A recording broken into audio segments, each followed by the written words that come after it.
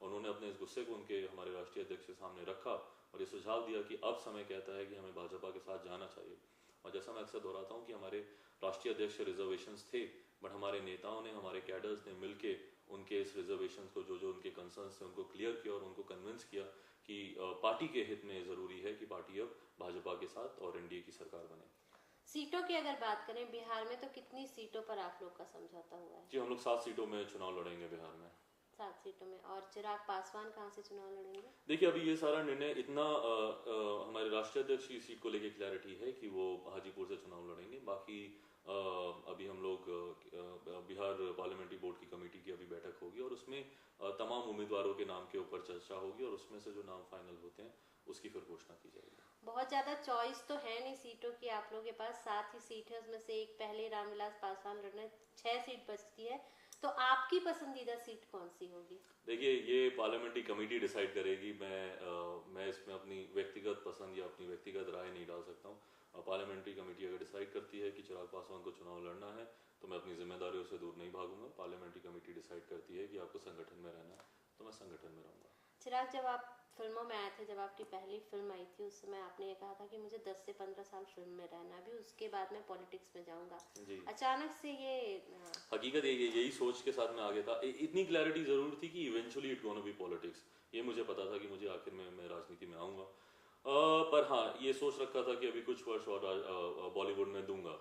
But कुछ परिस्थितियां इस तरह से बनी। पिछले साल बिहार में बाय इलेक्शंस थे, महाराजगंज के चुनाव थे, तो उस वक्त पिताजी की तबीयत थोड़ी ठीक नहीं थी। So I was just trying to cover up for his absence.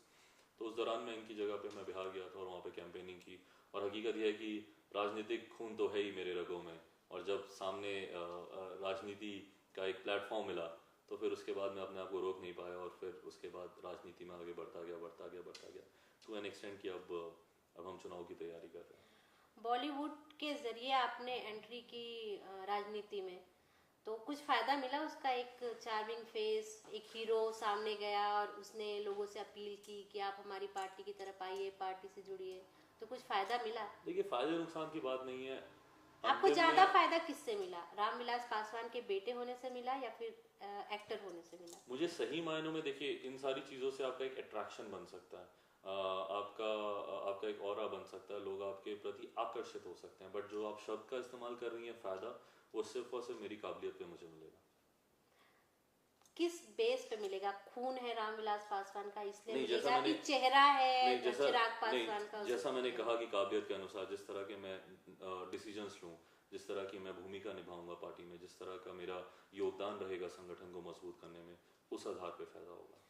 संसदीय बोर्ड के अध्यक्ष हैं आप, आपकी पार्टी में बहुत सारे सीनियर लीडर हैं, आपको बहुत जल्दी नहीं बना दिया गया संसदीय? यही मैंने कहा कि अगर अगर अगर अगर मुझ में काबिलियत नहीं होती, जैसा आपने खुद ही कहा कि बहुत और सीनियर हैं हमारी पार्टी में, तो डेफिनेटली वो लोग मुझे कभी भी एक्सेप्ट नहीं करते।